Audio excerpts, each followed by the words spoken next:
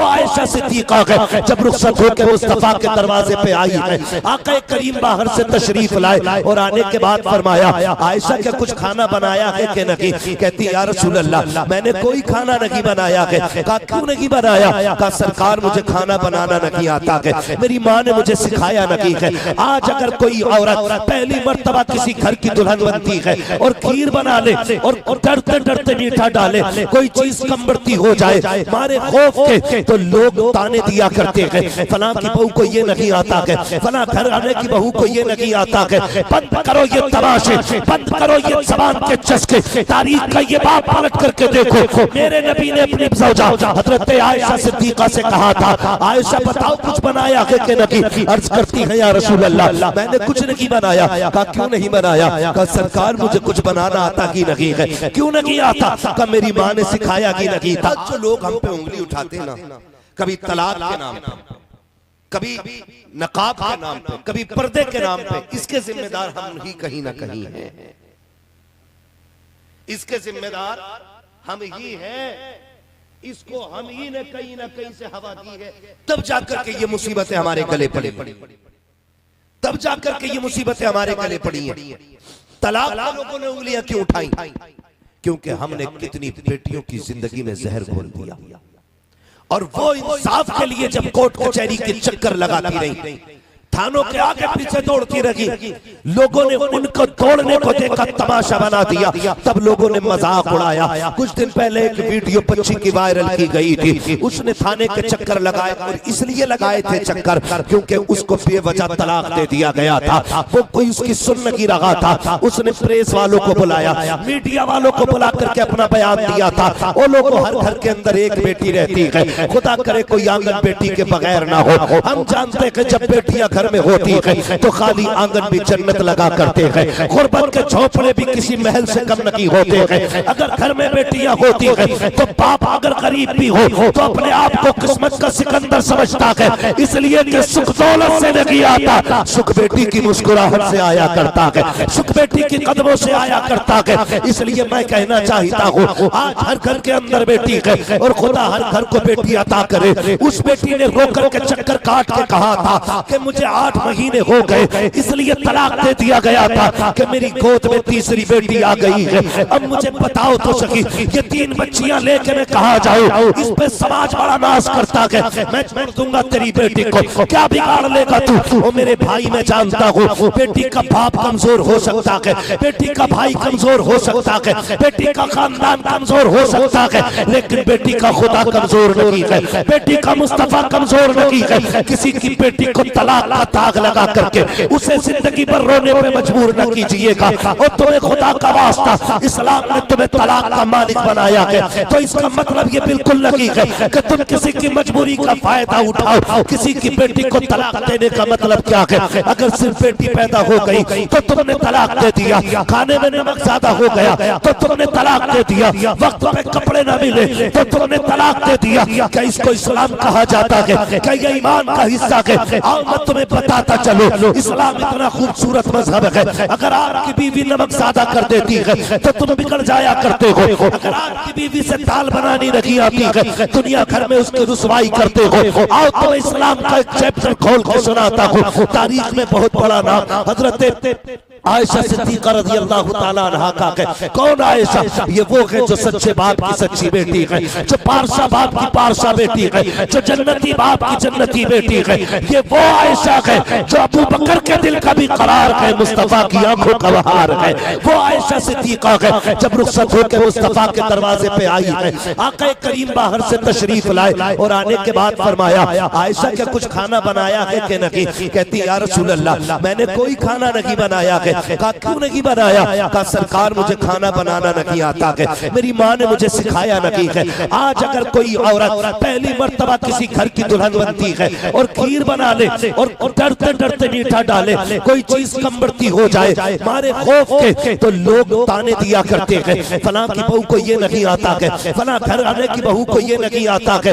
बंद करो ये तमाशे, बंद करो ये ज़बान के चस्के, तारीख का ये बात पलट करके देखो। मेरे नबी ने अपने ज़ौजा हजरत आयशा सिद्दीक़ा से कहा था, आयशा बताओ कुछ बनाया है कि नहीं? अर्ज करती है या रसूल अल्लाह मैंने कुछ नहीं बनाया। कहा क्यों नहीं बनाया? कहा सरकार मुझे कुछ बनाना आता ही नहीं है। क्यों नहीं आता? कहा मेरी माँ ने सिखाया ही नहीं था, आज तक मैं खिलौनों से खेली हूँ, कभी बाप के घर काम नहीं किया था, इसलिए मुझे करना नहीं आया। मेरे नबी के तेवर नहीं बदले गए, लहजा सख्त नहीं हुआ है, गुस्सा नहीं आया था, ये नहीं कहा था मैं नबियों का इमाम हूँ, मैं कायनात का मालिक बन करके आया हूँ। सरकार मुस्कुराने लग जाते हैं, कहते आओ आयशा हम खाना बनाना तुम्हें सिखा देते हैं। आका करीम ने आटा निकाला, बर्तन में रखा, कहा आयशा देखो आटा यूं निकाला जाता है। फिर सरकार अपने हाथों से आटा गूंद रखे हैं, कहते आयशा देखो ऐसे आटा गूंदा जाता है। आका करीम ने खुद तवा रखा, खुद आग जलाई और आका ने अपने हाथ से रोटियां बनाई है और हजरत आयशा को बगल में बैठा के कहा था आयशा देखो रोटी ऐसे बनाई जाती है। जब रोटी बन के तैयार हो गई, भूख तो मेरे मुस्तफा को लगी थी, पहला लुकमा आंखों को खाना था, लेकिन नबी मेरे नबी ने पहला लुकमा तोड़ा,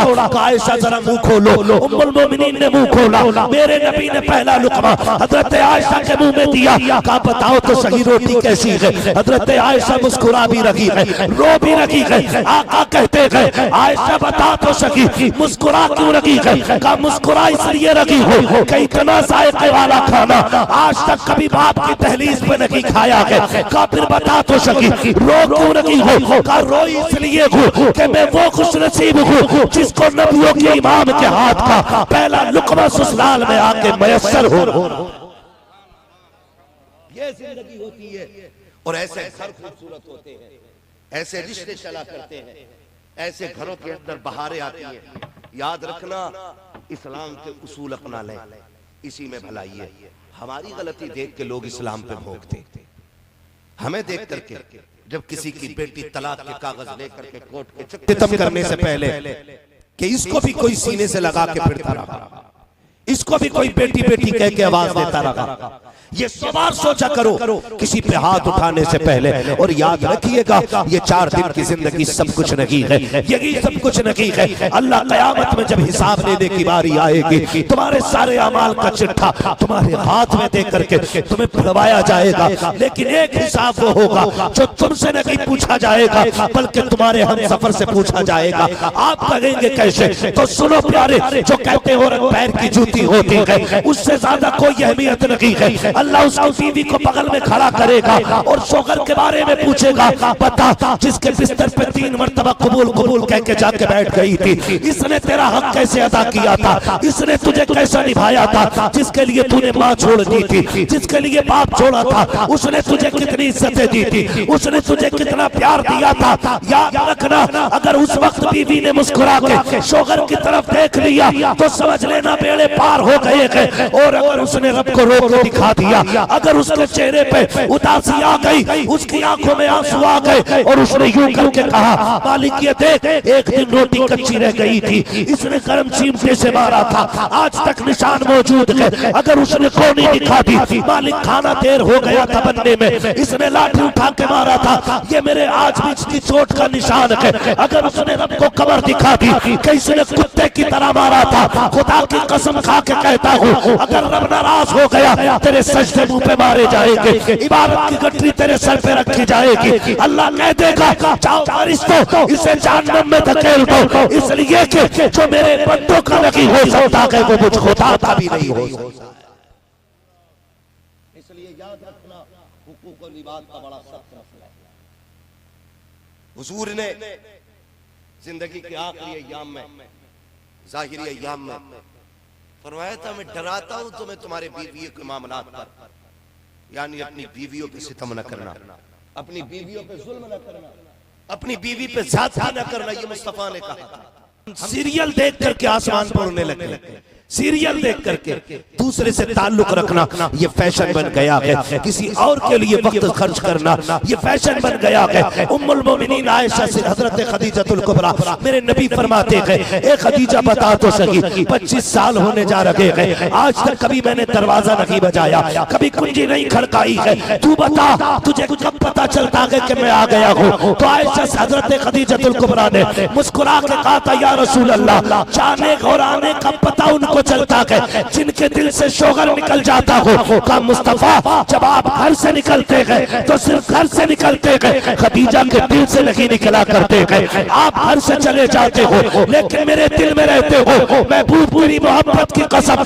जब आप सुबह से शाम तक बाहर रहते हो, खदीजा की नजरें दरवाजे पे लगी रहती है और आंगन पे नजर रहती है। या रसूल अल्लाह, आज तक आवाज की इसलिए जरूरत महसूस नहीं हुई, तेरा इश्क मेरे सीने में इतना है कि आप गली की पहले चौक में होते गए, आपकी खुशबू मेरी हवेली में आपसे पहले आ जाया। ये रिश्ते होने चाहिए, लेकिन है ही नहीं। हजरत पैगंबर इस्लाम सल्लल्लाहु अलैहि वसल्लम हुजूर फरमाते हैं कि जब मैं आता था ना तो मेरी खदीजा मुझे दरवाजे पे मिलती थी और मेरे हर दुख में मेरी खदीजा ने मेरा साथ दिया। हर दुख में, कहते मैं कबीलों का सताया हुआ, पत्थर खाया हुआ, फिर भी मैं आता था तो खदीजा मेरा हाथ पकड़ती थी, मेरे दुख बांटती थी। या कई करीम कह रहे हैं। और आज की बीवियां देख लें, आज की देख लें, वक्त खराब करोगे तो बच्चों को हलाल रोजी कब कमा के खिलाओगे। आपसे कहना चाहता हूँ, रात के 3-3 बजे तक मोबाइल चलाने वालों, गेम खेलने वालों, आने वाले दौर में तुम्हारी नस्लें भीख मांगेगी।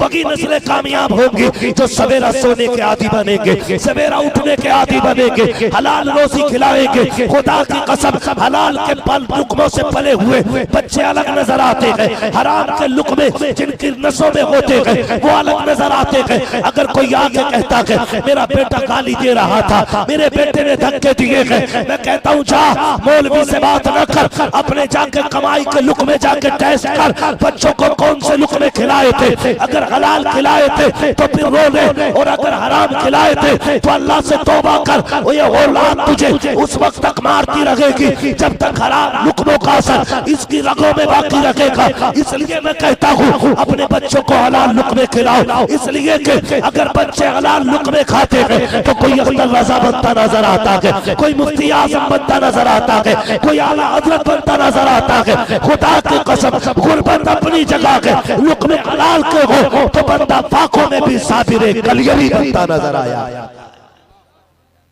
इसलिए हलाल लुकमों के आदी बने, हलाल कमाइए, दलाली करके 1 रुपया आराम का ना खाना। अब तो दलाली को भी कहते मेहनत है जी। हाँ, दलाली को भी मेहनत कह रहे हैं। निकले इन चीजों से और याद रखिएगा मेहनत की कमाई में अल्लाह ने बरकत रखी। किस चीज में? कौन सी कमाई में? जोर से, किस में? मेहनत की कमाई में अल्लाह ने बरकत रखी। इतनी बरकत रखी अल्लाह ने मेहनत की कमाई में कि आज खाते हम मेहनत की कमाई का एक, हलाल की कमाई का एक लुकमा, असर 25 साल बाद नजर आता है। असर 25 साल के बाद नजर आता है। फिर बेटे जब नेक होते हैं तो लोग पूछते हैं इनके बाप कौन थे। कहीं इनके बाप ठेला लगाते थे, का वो बाप कितना खुश नसीब है जिसने ऐसे बेटे को जन्म दिया है। असल में वो तारीफ बेटे की नहीं बाप की होती है। इसलिए आपसे गुजारिश है कि लुक में हलाल कमाएंगे इंशाल्लाह, वादा करते हैं इंशाल्लाह। बहुत अच्छे वक्त से जलसा मुकम्मल हो रहा है। मैं अक्सर एक बात में सोचता हूँ, कोशिश ये किया करें कि सही वक्त पे जलसा मुकम्मल कर लें ताकि मजदूर को मजदूरी मिल जाए, बिजनेसमैन को बिजनेस मिल जाए, सर्विसमैन को ड्यूटी मिल जाए और मुसलमान को फजर की नमाज मिल जाए। इसलिए सही वक्त में जलसे मुकम्मल किया करें। कहीं ऐसा ना हो कि फजर भी जाए, हलाल कमाने वाले की सुबह की मजदूरी भी जाए, सर्विसमैन की ड्यूटी भी छूटे और फिर इल्जाम हमारे जलसों पे आए। इसलिए जलसे सही वक्त पे मुकम्मल कर लिया करें। हुजूर पीर तरीक़त रहबर राह शरीयत जलवागर हो चुके हैं। मौका बहुत खूबसूरत है। जो किसी से अब तक मुरीद ना हुए हो वो हज़रत के दामन से वाबस्ता हो जाए। पीर पीर होता है, मगर पीर अगर सैयद हो तो फिर सोने पे सुहागा होता है। पीर अगर सैयद हो, पीर के शराइत अगर पाए जा रहे तो पीर है। हाँ, पीर की शराइत अगर पूरे हैं तो पीर है, ठीक है। और अगर पीर सैयद है तो फिर सोने पे सुहागा है। पीर अगर सैयद है तो सोने पे सुहागा है। तो अगर ऐसी शख्सियतें खुद चल के आपके शहर आ गई हैं तो फिर मौके को गनीमत समझे। ये वो हस्तियां हैं कि जिनसे मुलाकात के लिए लोग जूतियां तोड़ लेते, घिस लेते हैं, तब जाके कहीं इनसे मुलाकात का शरफ मिलता है। अक्सर लोग कहते हैं प्यासा कुएं के पास जाता है, लेकिन आज देखो कुआं प्यासों के बीच में आ गया। हाँ भाई अभी बैठ जाइए, मुसाफा करने के लिए ऐलान नहीं किया मैंने, हाथ चूमने के लिए नहीं, बैठ जाइए, बात सुन लो थोड़ी सी रह गई। हाँ बैठ जाइए, बैठ जाइए। मैं अर्ज कर रहा हूं आपसे ये कि जो किसी के मुरीद ना हो ना, वो आज हजरत के हाथ में हाथ देते, हजरत के हाथ में हाथ देते। ये नाज ये अंदाज हमारे नहीं होते, झोली में अगर टुकड़े तुम्हारे नहीं होते, मिलते ना अगर भी हुजूर आपके दर से, इस शान से वक्तों के गुजारे नहीं होते, बेदाम ही बिक जाई ये बाजारे नबी में, इस शान के सौदों में खसारे नहीं होते, इस शान के सौदों में खसारे नहीं होते। बहुत बड़ी शख्सियत आज हमारी महफिल में जलवा कर है। यकीन करें बड़े बड़े खतीब, बड़े बड़े नकीब, बड़े बड़े शुआरा जाते हैं तो जलसे कामयाब होते हैं, और जब मुस्तफ़ा के बेटे आ जाते हैं तो फिर जलसे मकबूल हो जाया करते हैं।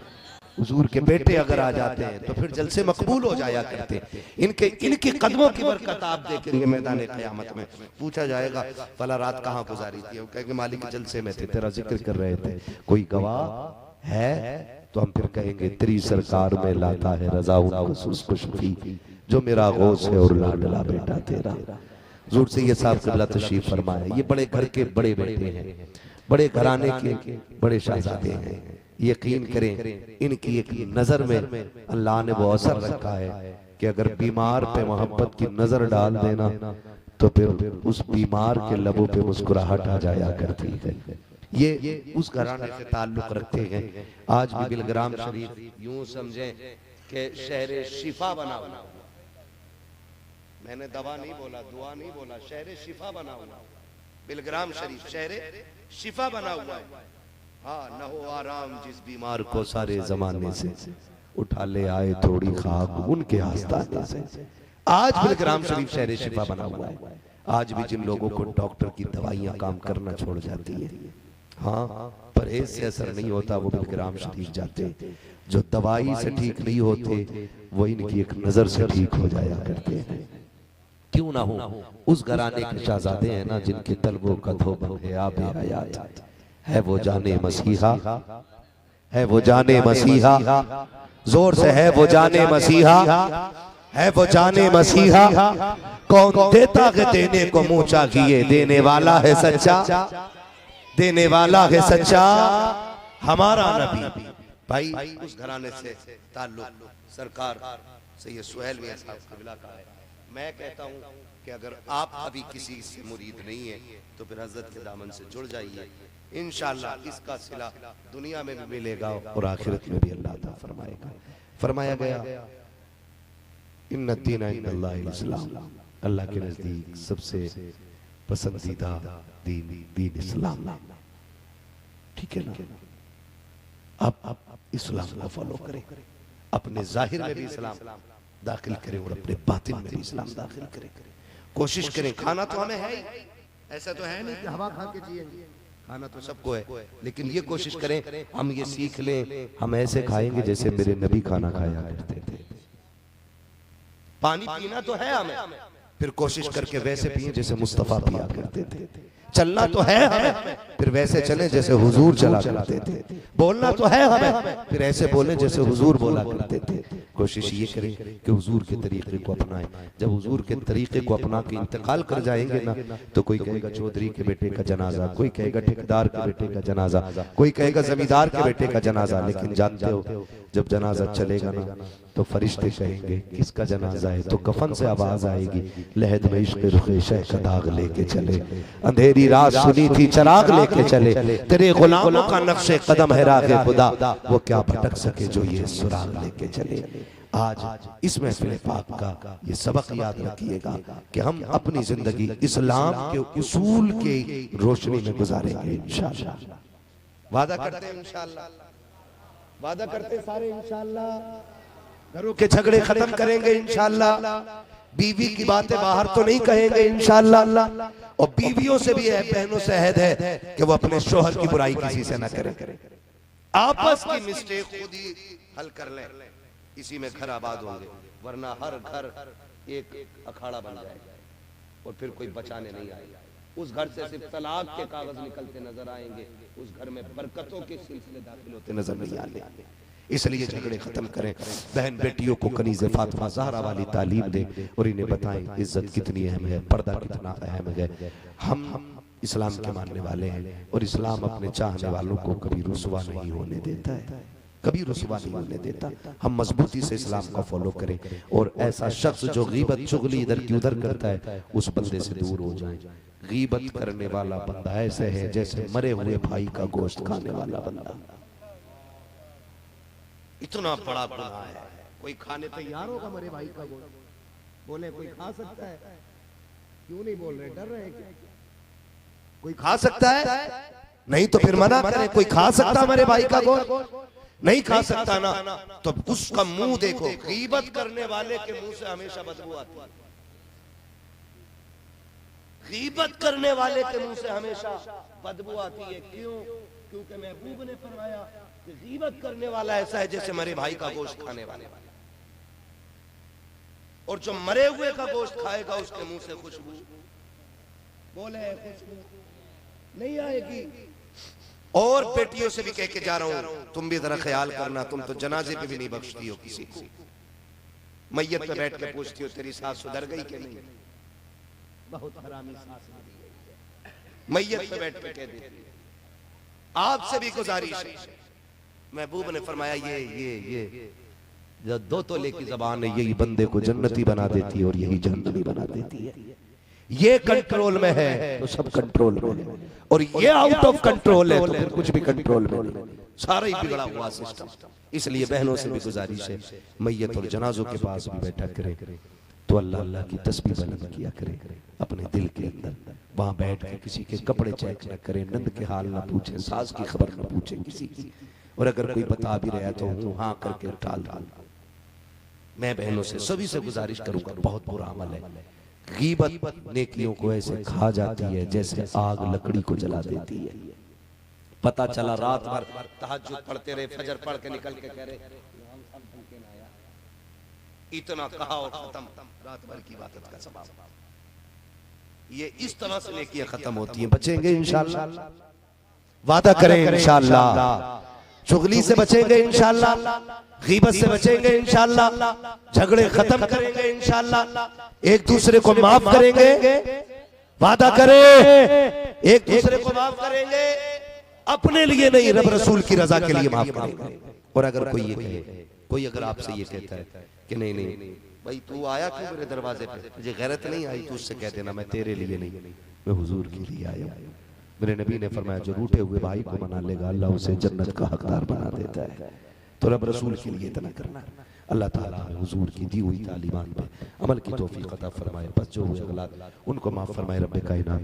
जिंदगी ने दिया साथ, फिर भी मुलाकात, चमन रहा फूल खिलेंगे, जिंदगी रही फिर मिलेंगे, मुसाफिर हम भी मुसाफिर तुम भी, किसी मोड़ पर फिर मुलाकात होगी।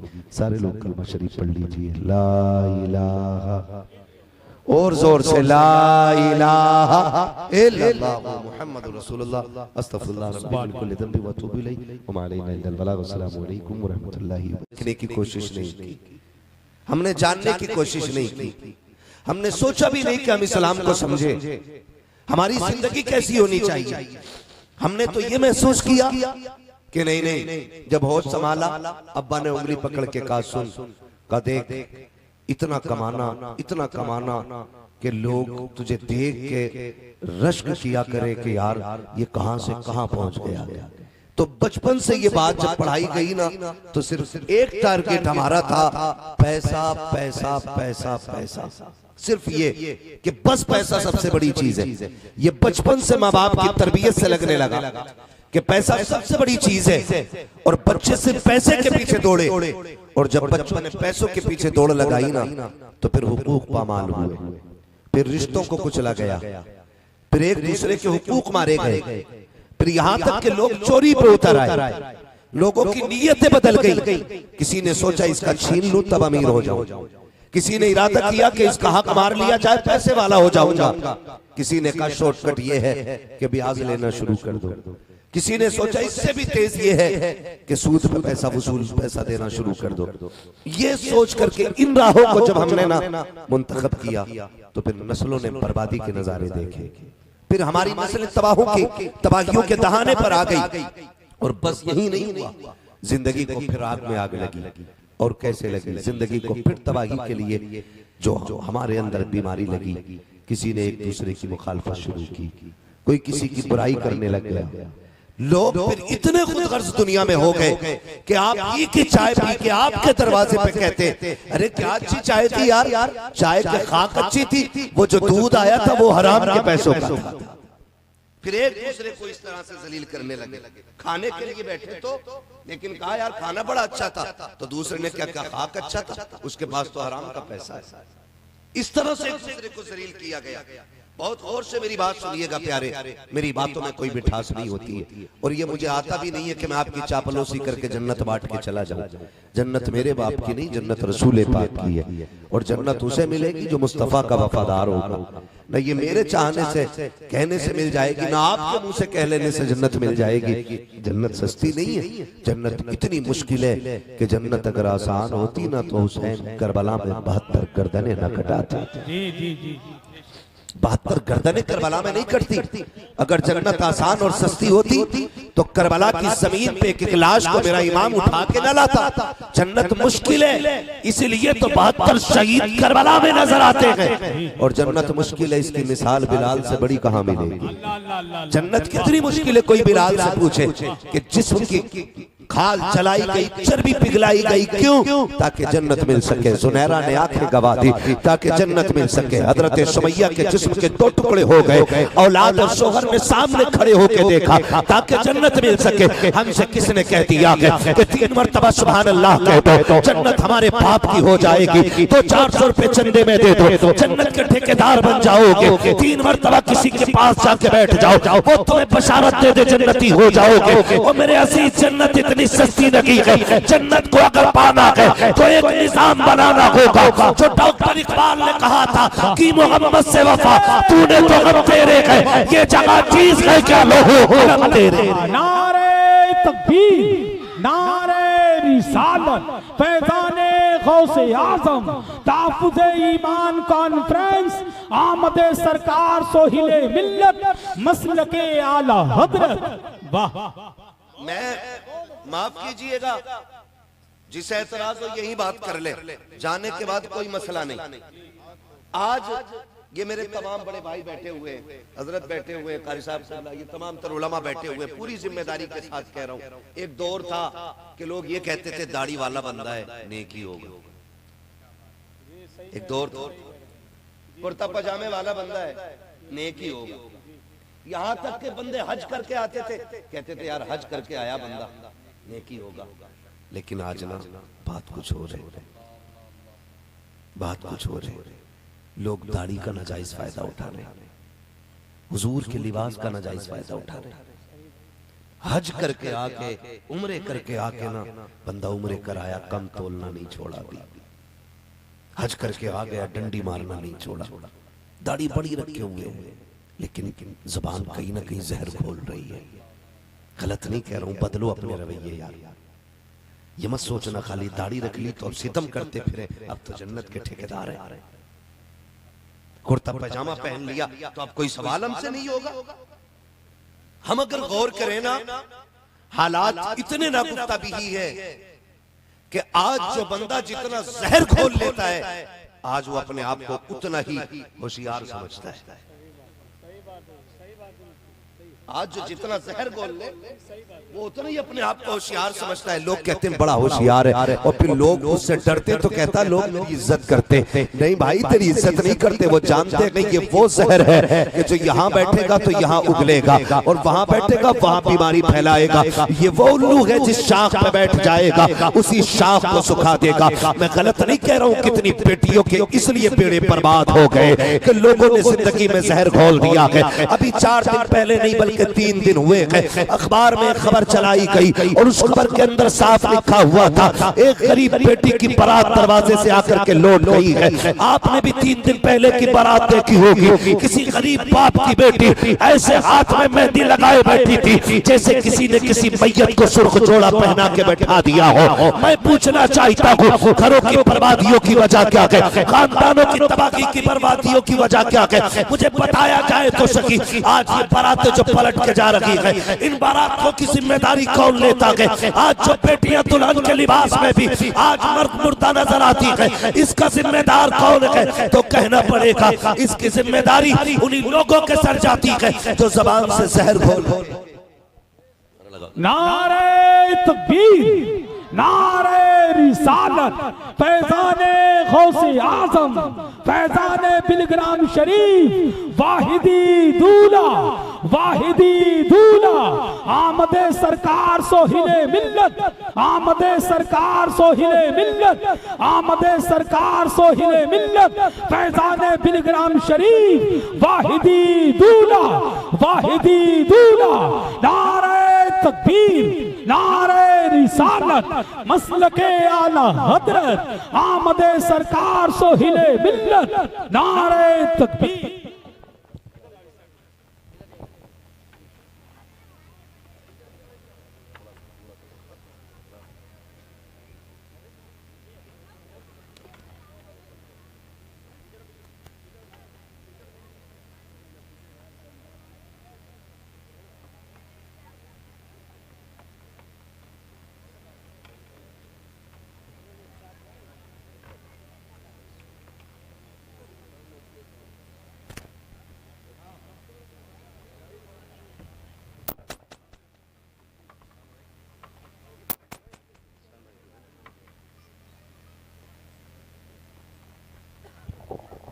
आप तमामी हजरात से गुजारिश करता हूँ, बैठ जाइए, मुसाफा करने का वक्त आपको दिया जाएगा। आप बैठ जाएं, मेहरबानी करके बैठ जाएं, तकरीर सुने। जिस अदीम शख्सियत का हमें इंतजार था, वो अदीम शख्सियत हमारी और आपकी निगाहों के सामने मौजूद है।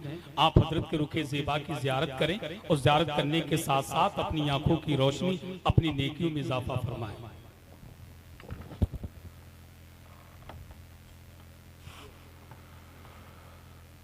माशाअल्लाह, मिंबर रसूल पर आले नबी, औलाद अली, पीर तरीक़त रहबर राह शरीयत, शहज़ादे हुज़ूर ताहिर मिल्लत,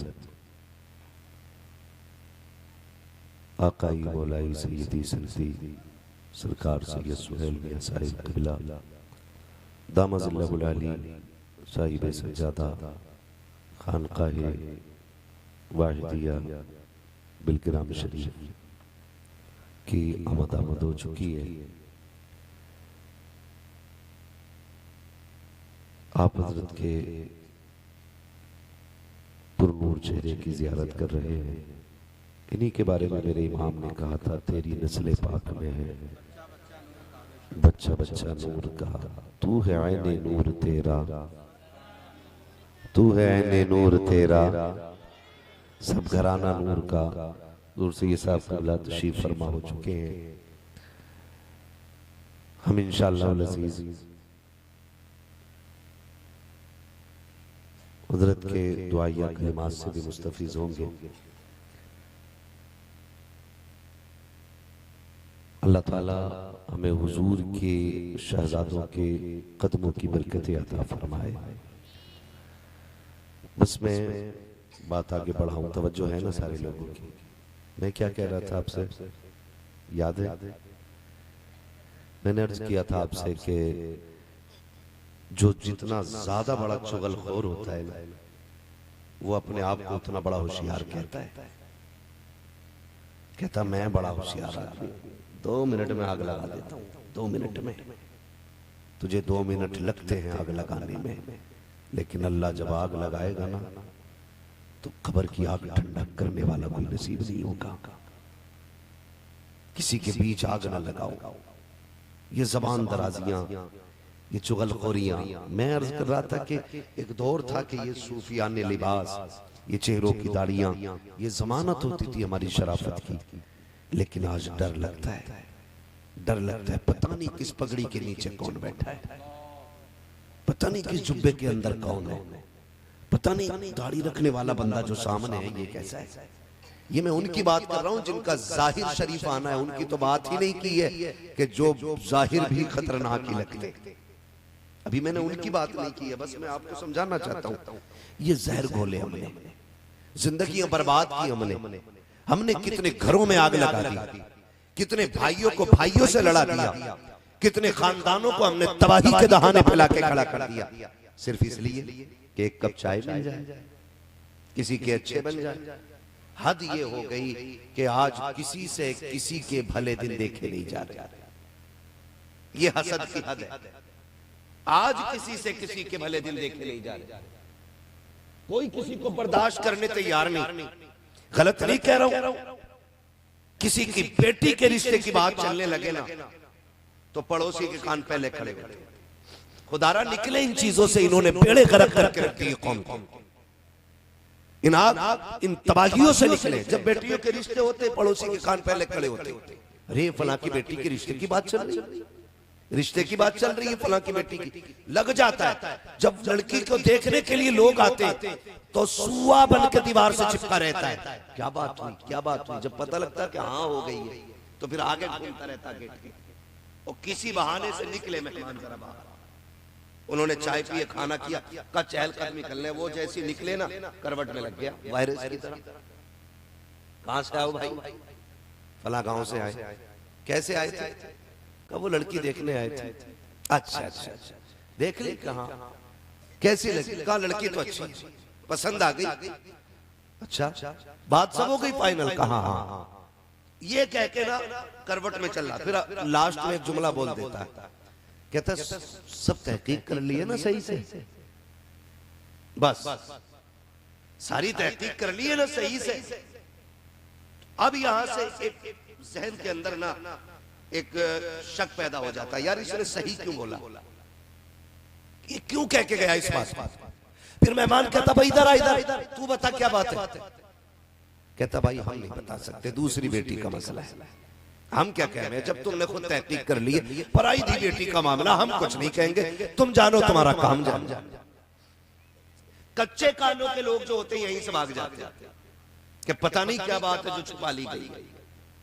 अगर कहते यार जो होगा देखा जाएगा, इस बुनियाद पर जब रिश्ते तय हो जाते हैं कि जो होगा देख लेंगे, उसके बावजूद भी रिश्ते मजबूत रहते हैं, फिर जाकर के बेटियों की शादी के दिन करीब आते हैं, तब भी लोगों के कलेजे ठंडे नहीं होते हैं, फिर भी कोशिश रहा करती है। कितनी बेटियों की बारात आने से 3 दिन पहले बेटियों के ससुराल से पड़ोस से फोन चला जाता है, बेटियों के मैके के करीब से फोन जाता है कि तुम बारात बुला रहे हो, तुमसे क्या क्या बातें बताई गई है। वो कहते हमें ये बताया गया, ये बताया गया, झूठ बोल के कहता है आ तो रहे हो, बारात की कोई इज्जत नहीं होगी, आने वाले मेहमानों की कदर नहीं की जाएगी। इस तरह की बातें जब की जाती है, आती आती बारात ठहर जाया करती है। हाथ जोड़ के तुमसे कहता हूँ खुदा के वास्ते, अगर किसी की बेटी को बर्बाद करने का सेकंड के अंदर कोई ख्याल आ गया हो तो इन ख्यालों को भी दफन कर देना, वरना याद रखना अगर तुम किसी की बेटी की बर्बादी का सबब बनोगे उस वक्त तक मौत नहीं आएगी जब तक तुम अपने बच्चों की तबाही का नजारा नहीं देख लोगे, उस वक्त तक तुम्हें मौत नहीं आएगी जब तक अपनी बेटियों की बर्बादी का नजारा नहीं देख लोगे। और तुम्हें खुदा का वास्ता अगर ये चाहते हो तुम्हारी बेटियों के घर आबाद रखे, तुम दूसरे की बेटियों को सुख दिया करो, अल्लाह तुम्हारी बेटियों को खुशियों के पैगाम अता फरमाता रहे। लेकिन हम तबाही की तरफ जा रहे हैं, हम बर्बादी की तरफ जा रहे हैं। खुदा के वास्ते अगर हम में से कोई गीबत करता है तो अहद करे आज के बाद कोई गीबत नहीं करेंगे इंशाअल्लाह। बोले इंशाअल्लाह, जिनकी नीयत पक्की है वही बोले, जिनके दिल में चोर है वो कतई ना बोले। हाँ, और आपको एक बात बता दूं, जो किसी की बुराई आपसे करता है ना आकर के, उसे एक कप फालतू चाय ना पिलाना। एक बात याद रखना, जो आपसे आके किसी की बुराई कर रहा है तो वो आपकी जाके भी किसी से करता होगा। धोखे में ना रहना। बड़ा अच्छा अच्छा माशाल्लाह। देखो ये हुई बात, इन्होंने बताई अंदर की बात। ले चाय ले चाय ले चाय, 3 इधर पी 3 उधर पी, आग लगी बराबर। समझ रहे मेरी बात? इन चीजों से हमें निकलना है इंशाअल्लाह, और अपने माशरे को इतना खूबसूरत करेंगे कि हमारा जाहिर भी इस्लाम वाला होगा, हमारा बातिन भी इस्लाम वाला होगा। हमारा जाहिर भी इस्लाम वाला होना चाहिए, हमारा बातिन भी इस्लाम वाला होना चाहिए।